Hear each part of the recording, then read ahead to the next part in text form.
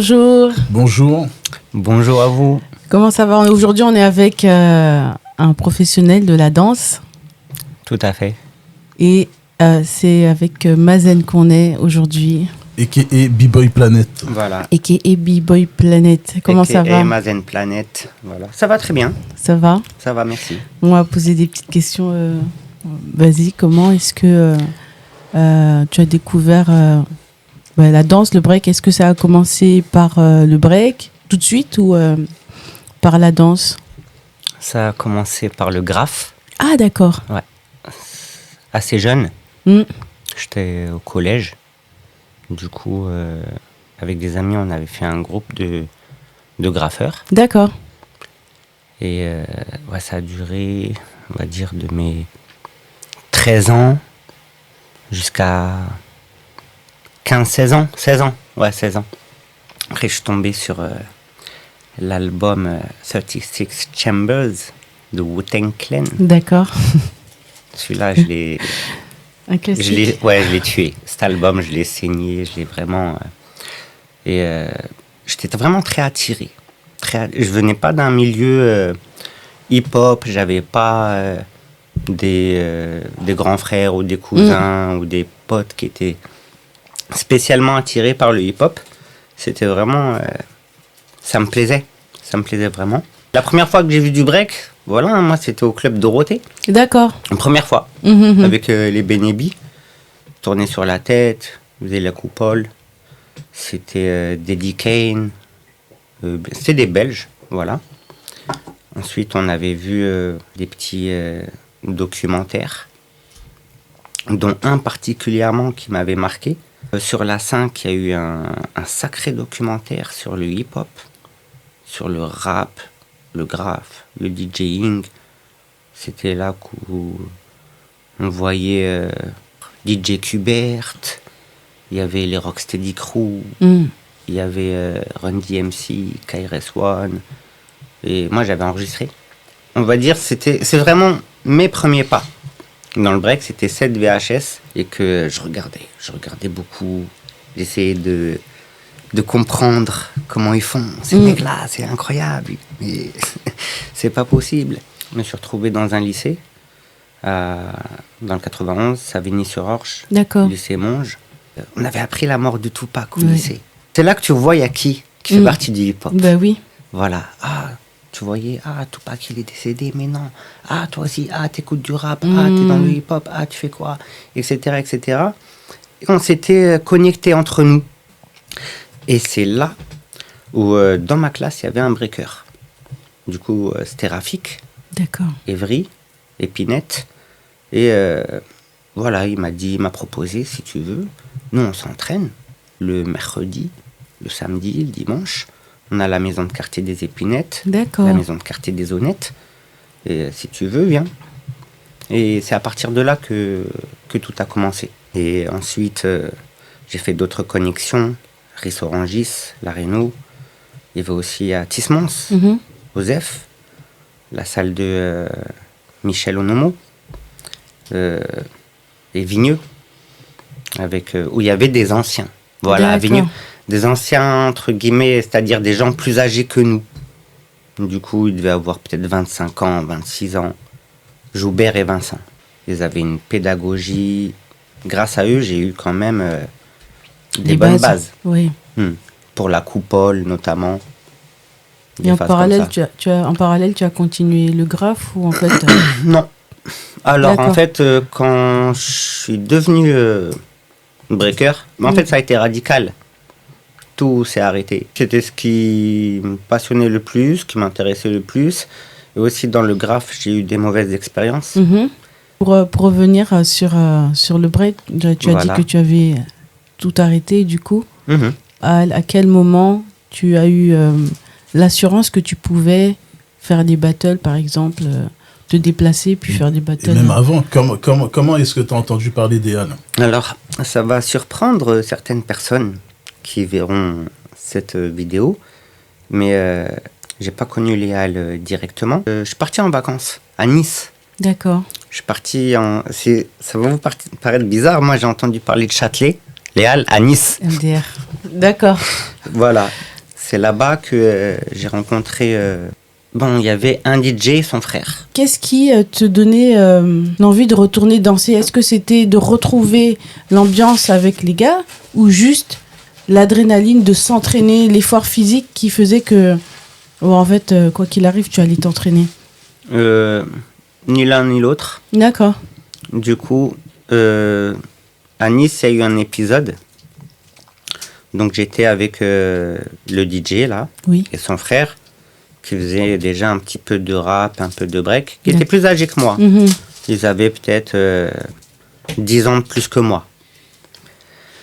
Et ils m'ont montré le Battle of the Year 1995. D'accord. Avec Ibrahim Dembélé, qui a vraiment... j'ai trop kiffé. C'était le groupe hongrois Suicidal Lifestyle, je suis pas sûr du nom. Si, je crois que c'était eux. Et franchement, c'était ce battle, cette cassette vidéo. Là, j'ai fait non, c'est ça que je veux faire. D'accord. Les battles. Et là, en fait, la décision, elle était prise, elle était radicale.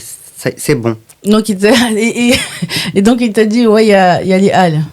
Voilà, et c'est eux, ils m'ont dit, oui, tu sais, ça break, ils m'ont parlé d'Actuelle Force. D'accord. Du coup, nous, on ne connaissait pas Actuelle Force et tout. Et ils m'ont dit, ils m'ont parlé Karim Barouche, mais ils le connaissaient, je crois, personnellement. À Nice, non. Oui. Actuelle Force, c'est... Après, ils m'ont parlé de Rajdi, parce que Rajdi était de Nice. D'accord, voilà. Ok. Et ils connaissaient bien Rajdi. Voilà. Ils m'ont parlé d'un gars qui s'appelle Fatih. Ils m'ont dit, oui, on va te mettre en connexion avec un gars. Il s'appelle Fatih. Et lui, il va souvent au Wall. Et tu vas t'entraîner avec lui. Ensuite, je suis retourné dans le 9-1. J'ai changé de lycée. D'accord. Je suis parti dans le lycée Nadar. Là-bas, il y avait beaucoup moins de breakers. Mais il y avait qui? Il y avait Bi. Il y avait un autre breaker de Vigneux. Mais en fait, moi, c'était pas du tout ce que je voulais faire. J'ai fait BEP. Ça ne m'intéressait vraiment pas. Si on m'avait forcé à faire ce BEP, j'étais en mode, comment dire, oui, alors BEP, maintenance des systèmes mécaniques, automatisés.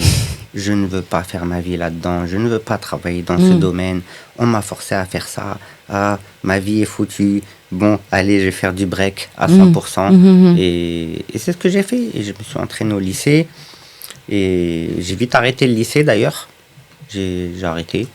Et je suis parti sur Paris, au Trocadéro, où j'ai rencontré Durkan, Momo, Abdel, Mustapha, Karim Kimo, Farid un peu plus tard. Et on s'est bien entendu. Et avec Durkan et Momo, on a décidé de former le groupe Nasty Breaker. D'accord, ok. Voilà, ça s'est formé au Trocadéro. On s'est entraîné là-bas, on se donnait des rendez-vous là-bas. Et je savais toujours pas où se trouvait le spot des breakers des Halles. D'accord. Voilà, je savais toujours pas. C'est-à-dire, j'étais déjà parti à Châtelet, au Wall, essayer de trouver. Est-ce que on m'a dit c'est ici, Forum des Halles. Ouais, mais non. C'est grand le Forum des Halles. Hein. Je trouvais pas, mais il y avait des horaires spécifiques. Et c'était en retournant à Vigneux, en allant m'entraîner à Vigneux, que, en fait, sur le quai du RER, j'ai vu un gars, on s'est regardés tous les deux. Il y avait cette énergie, tu vois. Il m'a fait, toi, tu breaks. J'ai dit, toi aussi, tu breaks. Il me fait, ouais, et tout. Et je disais, tu vas à la salle, à Vigneux. Il me dit, non, c'est annulé. D'accord. Il me dit, là, j'attends Vincent Joubert et on va au Hall. The place. Ouais, c'était Abdou. Abdou, après, il s'est fait connaître en entrant dans le groupe Wanted. Du coup, j'ai suivi. Là, j'ai débarqué au Hall, place de la Rotonde. Oh, c'est bon. Ouais. Là, je suis tombé sur des breakers de haut niveau, des mouvements que j'avais jamais vus. Je tombais sur... le premier qui m'a parlé, c'est Yuval. D'accord. C'est Yuval, parce qu'il y avait Flubber. Donc là, je dis des noms, mais les gens du hip-hop, du breakdance, ils vont savoir de qui je parle. Du coup, il y avait ce mec-là, Flubber, il faisait la coupole boule. J'ai dit, moi, je vais faire ça. Je vais apprendre la coupole boule, etc. Et c'est Yuval, il a parlé avec moi. Ah ouais, ici. Donc le dimanche, on est à la place de la Rotonde, ou le soir, on est à la place de la Rotonde. Mais il y a la porte Saint-Eustache, etc. Il me donne les infos. Et à partir de là, j'ai pris le groupe Nasty Breaker. Et je disais, on va s'entraîner là-bas. On va s'entraîner à Châtelet. Et du coup, quand tu les as vus faire des figures inconnues, inédites, qu'est-ce que tu as ressenti ? Alors, inconnu, inédite, c'est un grand mot. Inconnu pour moi. Oui, pour toi. Moi, je me suis dit, c'est ce que je vais apprendre. Mais en fait, moi, j'avais aucun doute. J'avais aucun doute sur mes capacités. Parce que j'avais la réputation d'apprendre vite. Les gars des Épinettes, ils m'ont dit, t'apprends trop vite. Les gars de Vigneux, ils ont vu que j'apprenais très vite. La coupole, j'ai appris super vite. Et du coup, quand je suis arrivé à Châtelet, l'objectif, il était clair, net et précis, et j'avais aucun doute. Moi, je suis pas à Châtelet pour faire figuration. Moi, en fait, je vais devenir un grand breaker. Oui. Moi, je vais prendre du niveau, et je me suis entraîné comme un malade. Et c'est, avec le recul, je trouve que c'est hallucinant, les entraînements que j'ai faits. C'est-à-dire, je pouvais... Non, mais vraiment, je pouvais faire du 14h minuit. Normal. Mais normal. Mais du coup... Par passion. D'accord.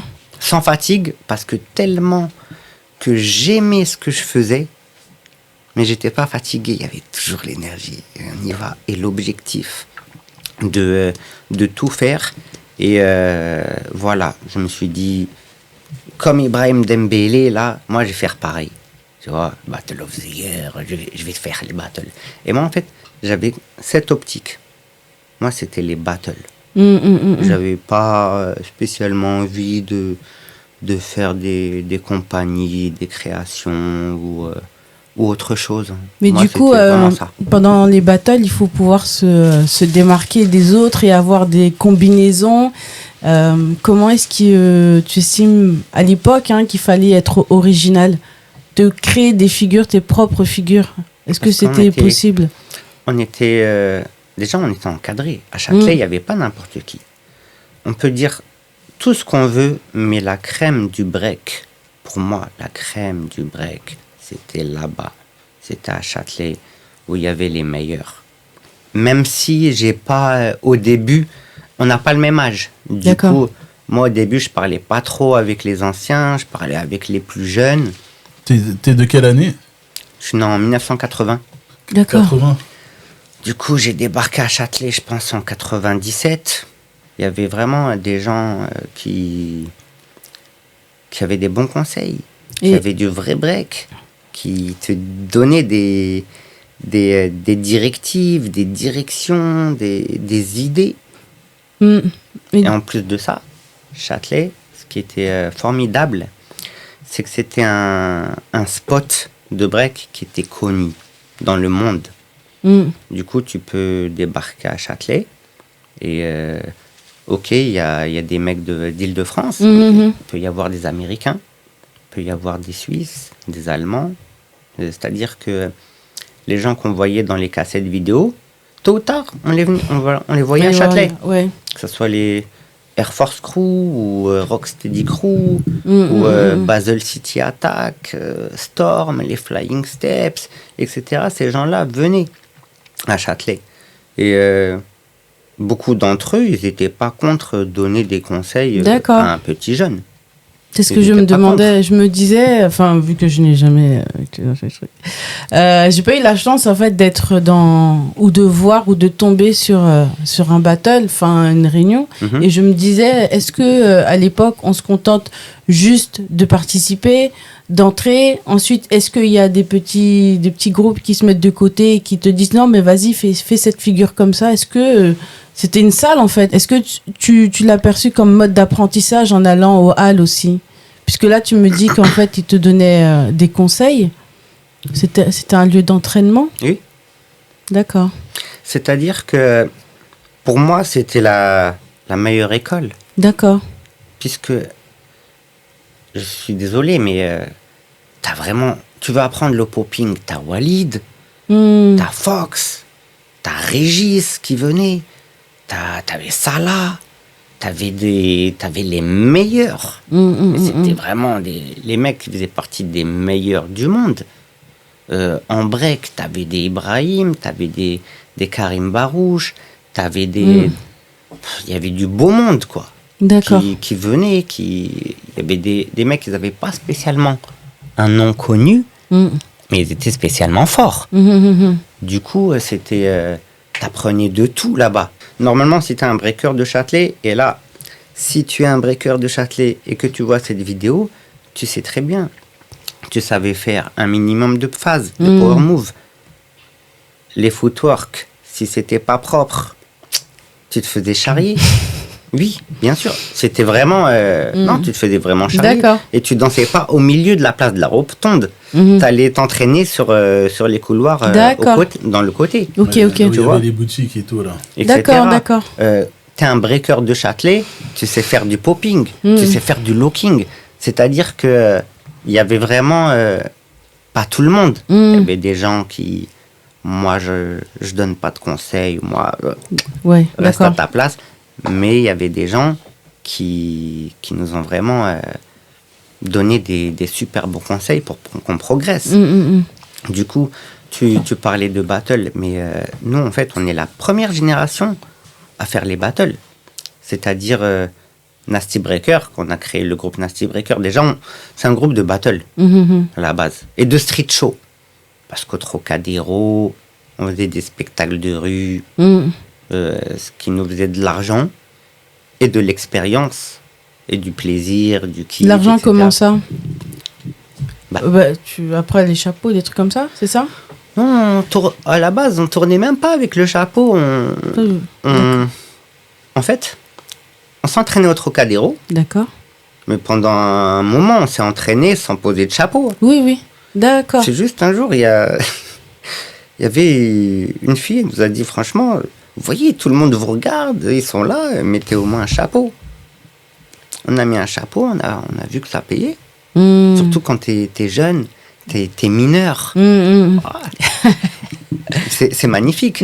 Après, on a arrêté de s'entraîner là-bas. On a commencé à faire des freestyles de rue. On mettait le son, voilà, le ghetto blaster, les piles et tout. Et voilà, on faisait des vrais spectacles. On disait aux gens, approchez-vous, on va faire un spectacle.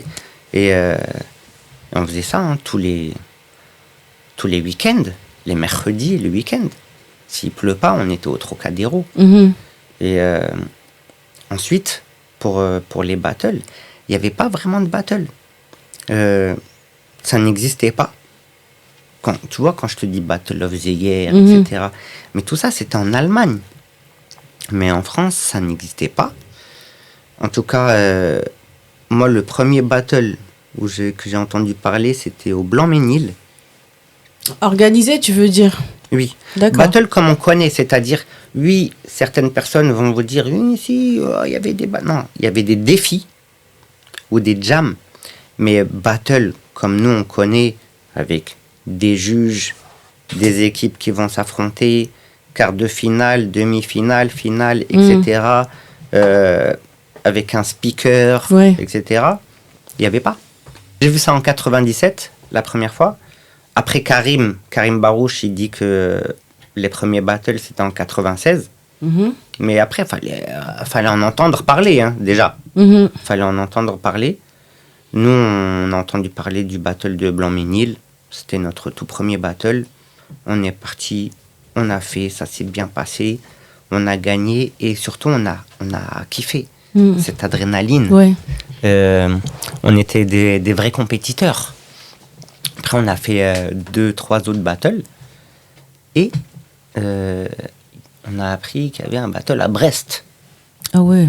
À Brest. De l'autre côté, ouais. Là, c'était du bouche à oreille. Ouais. J'ai appris qu'il y avait un battle à Brest à Évry. Du coup, on est parti, moi, Gurkhan, Momo, Mustapha, Karim, je pense Wilfried, un autre Karim. Il y avait 2 Karim. Moi, je crois que c'était ça. Et Abdel. On est parti là-bas. Il y avait des groupes de Reims, Rennes, un peu partout de la région, peut-être Nantes, la Seine-sur-Mer.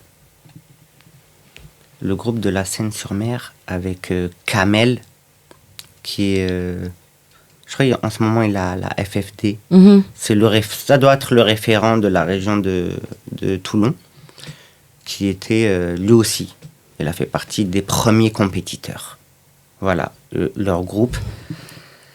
Alors, si je me rappelle bien, c'était Southstyle Breakers ou Southside. Southstyle, hein.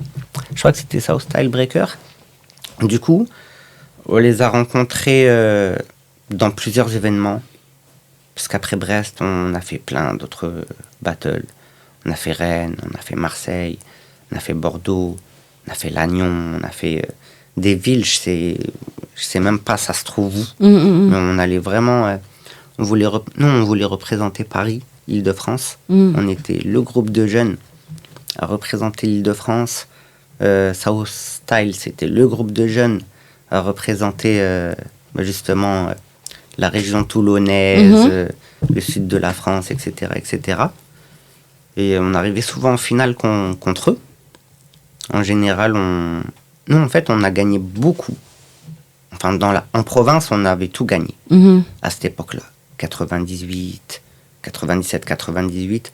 Franchement, on a tout gagné. Mais on était bien encadrés. Parce que quand tu as des gros noms du break qui te disent « Mais qu'est-ce que tu fais ? C'est pas comme ça. C'est comme ça. C'est comme ci, c'est comme ça. » Surtout que j'avais un coach, donc Fatih, de Nice, qui m'avait bien coaché, il m'avait transformé en machine de guerre. Du coup, oui, ça se passait très très bien pour nous dans les battles. Ce qui était incroyable, c'est que partout où j'allais, on me connaissait. D'accord. Mais partout. Mais il n'y avait pas Internet. Non, il n'y avait pas encore. C'est ça le truc. Le bouche à... Comment ? Mais beaucoup de monde me connaissait. Tous les gens du hip-hop me connaissaient. Ça m'avait vraiment... à l'époque, ça m'avait choqué. Moi et Momo, d'accord, on est les 2 principaux membres fondateurs du groupe. Avec Gurkhan aussi. Oui. Faut dire la vérité. Gurkhan, Mazen, Momo. On avait toujours un poste au cas où. Spectacle de rue. Oh, on sait jamais, bah oui. S'il faut faire de l'argent vite fait. Et mais après, je dois avouer qu'à cette époque-là, les spectacles de rue, c'était facile. Très facile. Bah, c'était un peu à l'arrache, hein. Enfin, on se pose, enfin, suivant l'humeur, j'imagine. Enfin, il y avait des jours peut-être où vous aviez prévu, comme tu dis, quand il faisait beau, bon, on y allait. Puis... En fait, à cette époque-là, le breakdance, c'était rare. C'est-à-dire que tu prends un poste, tu commences à faire du break. La plupart des gens qui passent dans la rue, c'est la première fois qu'ils voient ça en vrai, en dehors de la télé. Peut-être que c'était juste... C'est dans les années 90 ? Oui. Fin 90, c'était peut-être pas essoufflé, mais peut-être que ça se faisait moins en plein air. Probablement, parce que dans les années 80, il y avait un engouement. Oui. Avec HIP, HOP, etc., etc. Je sais qu'il y avait il y avait une histoire avant nous qui était différente, mais je sais que ça avait breaké au Trocadéro, que ça avait breaké un peu partout ailleurs. Je pense aussi qu'il y avait des battles, mais c'était pas autant, on va dire, médiatisé Après, moi, je me rappelle qu'il y avait des sessions battle dans la ville où j'étais, à Aulnay, mais c'était pas placardé partout, c'était vraiment du bouche à oreille. Et puis au lycée, on t'en parlait, on te disait, ouais, il y a ça, il y a tel événement. Et c'est vrai que j'imagine, à Paris, les Parisiens disaient quoi? Où ça? Dans 93. Je pense que c'était vraiment, il n'y avait pas Internet, c'était vraiment du bouche à oreille. Et je pense qui entendait parler, on en entendait parler. Et que c'est après, il y a eu la médiatisation, et puis plus dans les années fin 90, je pense. Et puis il y a une espèce de relève dont tu fais partie. Ouais, voilà. À cette époque-là, comme je parlais du spectacle de rue, parce qu'à Marseille, on en a fait. On a débarqué à Marseille, ok, on fait le battle, ok, après on paye l'hôtel, faut rentrer à Paris. Mais c'était facile à cette époque-là. Tu mets un son, tu fais 2-3 mouvements, un petit freeze, les gens ils viennent direct. Oh, waouh, c'est super. Et après on arrivait à se débrouiller comme ça. On était mineurs, fallait fallait faire de l'argent. Et en plus on arrivait à faire de l'argent en faisant ce qu'on aime. C'était magnifique. Vous l'avez fait pendant combien de temps? Les spectacles de rue? Oui. Alors là où on en a vraiment fait, c'était aux alentours de la Coupe du Monde 98. Là, par contre, le battle, le Châtelet, laissez-moi tranquille. Parce qu'il y avait tous les touristes du monde. C'est vrai. Au Trocadéro. En plus, on n'était pas beaucoup à faire des spectacles de rue au Trocadéro. Il y avait nous, Nasty Breaker. Après, il y a eu un autre groupe, Sentinel Crew. Tu voyais le groupe plus comme une famille ou pas? Au début ou à la fin? Le sentiment principal. Après, je sais que dans les familles, c'est pas tout rose et tout bisounours, c'est qu'il y a quelquefois des petites tensions. Mais est-ce que tu te disais, c'est ta deuxième famille? Parce que dans le hip-hop, on sait qu'il y a le sens de brotherhood, comme on dit, de la fraternité, paix, loyauté. Quel sentiment, en fait, d'appartenance à la famille? Alors, en 98, moi, je suis parti en Algérie. D'accord. Et là-bas, en fait, voilà, il y a eu coupure avec la famille. Voilà. Oui, c'était évident que mes potes du break, c'était devenu ma principale famille. Nasty Breaker, c'était devenu une famille, mais pas que. Parce que il y avait aussi des gens des autres groupes qui faisaient partie de mes meilleurs amis. Est-ce qu'on peut dire que c'est ça, c'est l'esprit hip-hop qui vous a unis? Non. C'est vraiment le break? Oui, c'est cette passion du break. On était tous des passionnés. Chacun avait une histoire différente. Un qui vient d'une famille monoparentale, un qui a les deux parents, un qui est un peu aisé, l'autre qui est dans la misère. C'était vraiment rien à voir. Il y avait des profils différents. Oui, c'était des profils super différents. Un qui a des diplômes, un qui n'en a jamais eu. Oui. C'était vraiment très différent.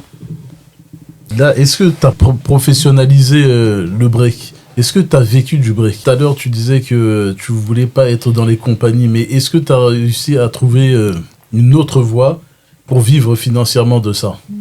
Je vais vous dire. Alors, tu vois, dans Nasty Breaker, il y a eu, à un moment, il y a eu 2 clans.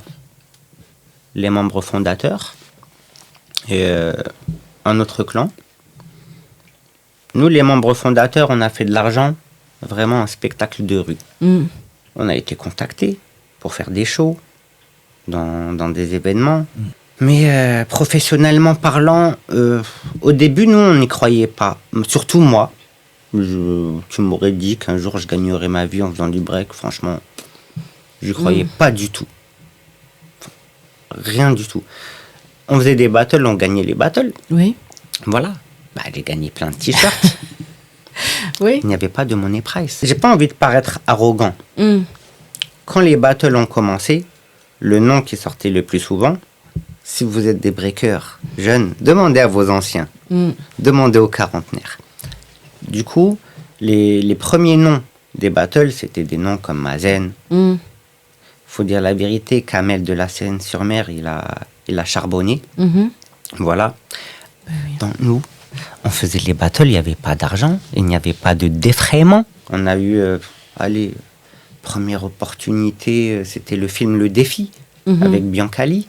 Du coup, tu enseignes aussi Maintenant On s'est rencontrés à l'assaut Vénère. Ouais, on est en train de à l'assaut Vénère.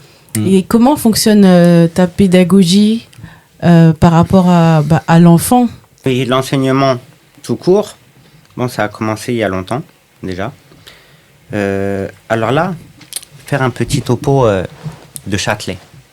Du coup, à Châtelet, bien évidemment, c'est pas tout le monde qui nous a appris. Certains, on va dire... alors, qui apprenait aux jeunes le plus? Clairement. Et là, c'est à l'unanimité, je pense que si tu es un breaker, tu sais, parce que comme moi, tu as appris de lui, c'est Laos, B-Boy Laos. Du coup, c'est le mec qui a le plus donné des mouvements de base aux jeunes comme moi. Et aussi, moi, j'ai eu de la chance d'arriver assez tôt à Châtelet pour voir Hassen d'Actuelle Force. Et quand j'ai vu Hassen, en fait, il y a eu un déclic. Parce que lui, il avait poussé parmi les anciens, parmi les gens de son âge, etc. Il avait poussé le break très très loin. Beaucoup plus loin que tous les autres breakers de France. Pour moi. Et pas que pour moi. Franchement, des fois, j'en reparle encore avec les gens de mon âge, de ma génération. Du coup, oui, pour la plupart, même jusqu'à présent, on en reparle. Hassen, il avait vraiment beaucoup d'avance. C'est lui qui t'a poussé à vouloir enseigner? Non, c'est lui qui m'a poussé à vouloir apprendre au maximum. Parce que lui, en fait, il était tellement complet. C'est-à-dire qu'en phase, c'était super propre. Et ses phases étaient belles. Son footwork était beau. Mais comment alors? C'est quoi qui t'a dit? À quel moment tu t'es dit, ouais, moi aussi j'ai envie de transmettre? Justement, je vais en venir. Et t'avais Laos. Laos, lui, il avait reçu des bons enseignements déjà de Hassen. Hassen, à cette époque-là, commençait à... Bon, pour ceux qui connaissent, voilà, ça ne s'est pas très bien passé pour lui. Et Laos, il avait eu des enseignements de Hassen, de Karim Barouche, et c'était quelqu'un qui... Il avait juste quelques années de plus que nous. Je pense qu'il doit avoir, 4-5 ans de plus que moi. Et il était extrêmement doué et super pédagogue. Et du coup, il nous a montré beaucoup de choses. Et moi aussi, c'est-à-dire que c'était possible que je passais 1 heure avec Laos. Il me montre le S. Et le soir, je suis avec... par exemple, Willy Boy.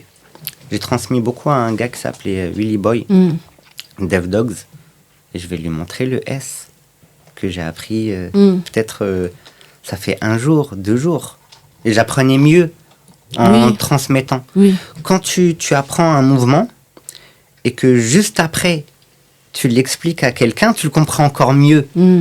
Et c'est vrai, moi je transmettais beaucoup à ceux aux gens de mon groupe qui ont commencé.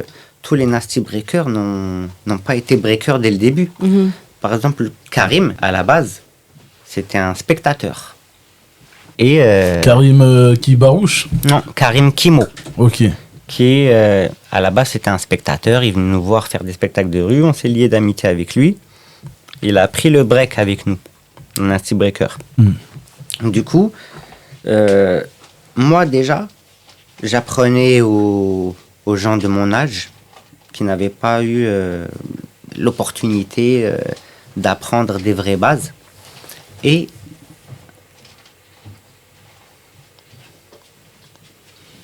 il y a eu la défense.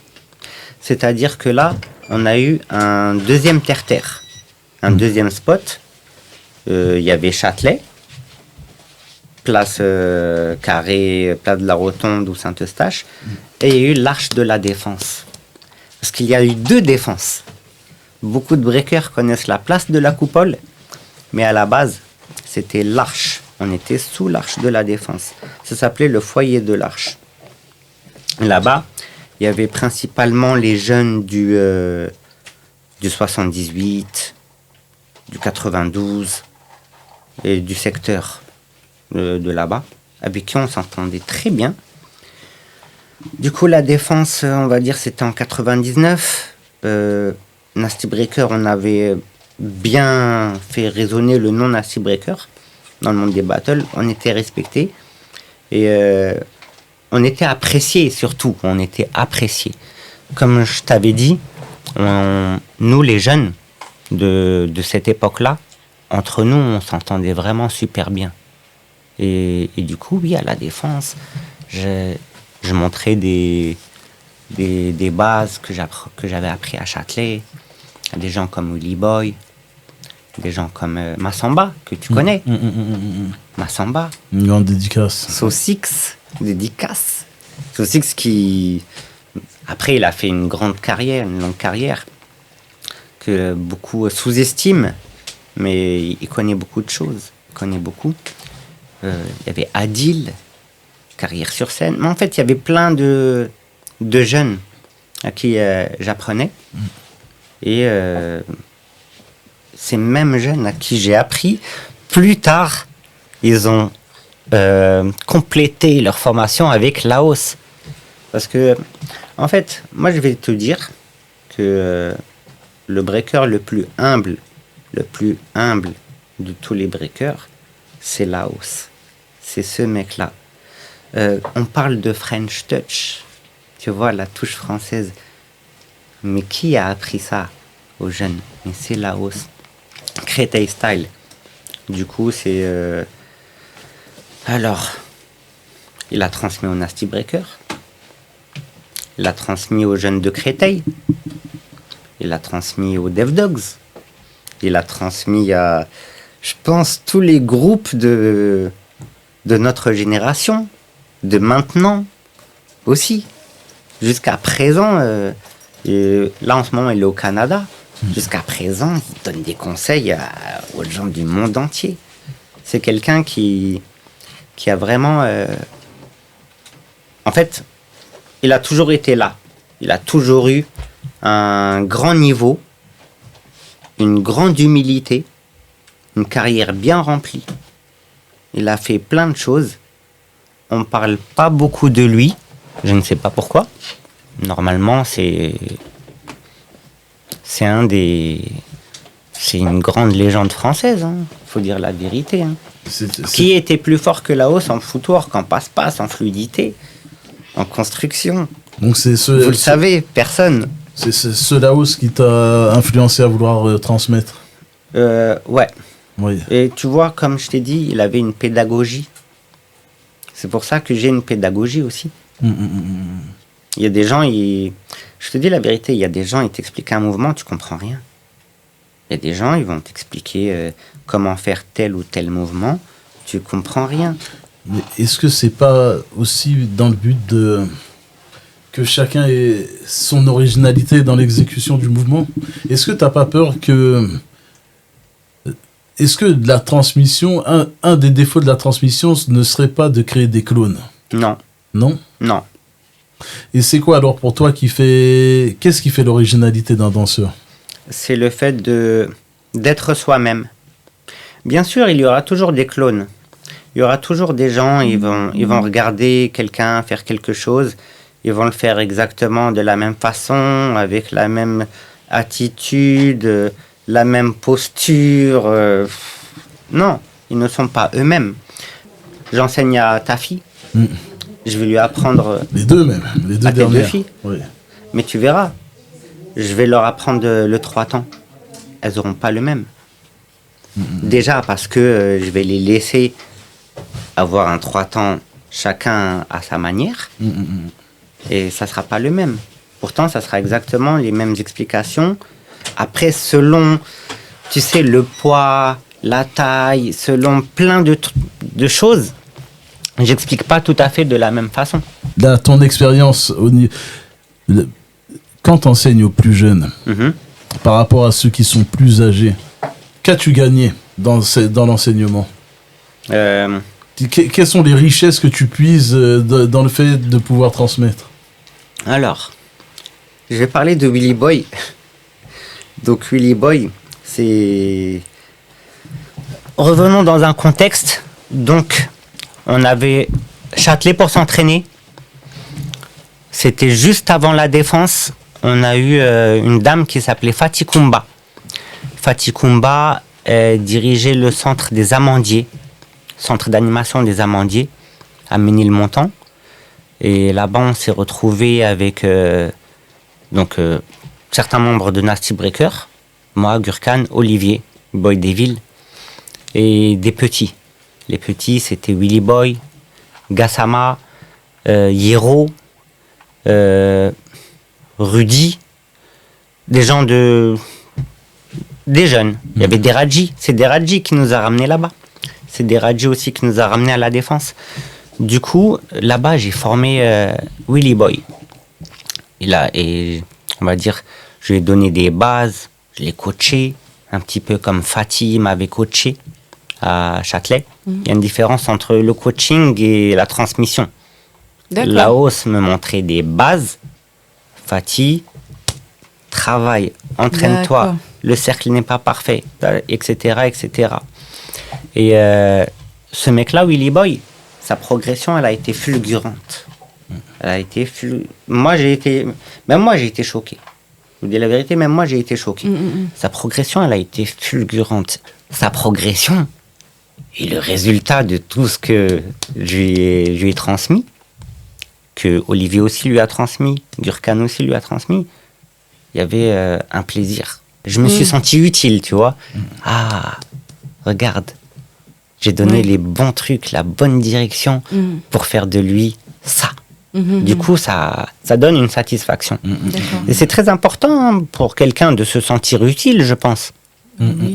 Voilà, du coup, quand tu enseignes à quelqu'un et que grâce à tes enseignements, il fait quelque chose, que ça soit de la danse ou que ça soit, je sais pas, tu enseignes un autre sport, du foot ou la bourse ou le travail de caméraman à quelqu'un et que il en fait quelque chose, tu vois, tu ressens un plaisir. L'apprentissage, en fait, il est des deux côtés.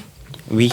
Il est des deux côtés, c'est ce qu'il y a de bien avec la transmission et l'apprentissage. Quand tu enseignes, c'est pas que apporter à la personne, tu t'apportes à toi-même aussi. C'est vrai que c'est un beau sentiment. Et ces danseurs, est-ce qu'ils reconnaissent leurs enseignants? Est-ce que, par exemple, dans son parcours, là, dans le cas, par exemple, de Willy Boy, est-ce que lui, par exemple, si on le recevait, il viendrait dire, oui, j'ai été formé par telle personne. Est-ce qu'ils eux-mêmes sont fiers de pouvoir transmettre l'héritage, faire perdurer l'histoire, en fait? Alors, Willy Boy, oui. Ouais, carrément. Oui, bien sûr. On est toujours en contact. On est toujours restés des bons amis. Et bien sûr, il va te dire. Il va te dire qui y avait derrière lui, bien évidemment. On arrive sur la fin de l'émission. Juste pour clôturer, Mazen, quelle est ton actualité?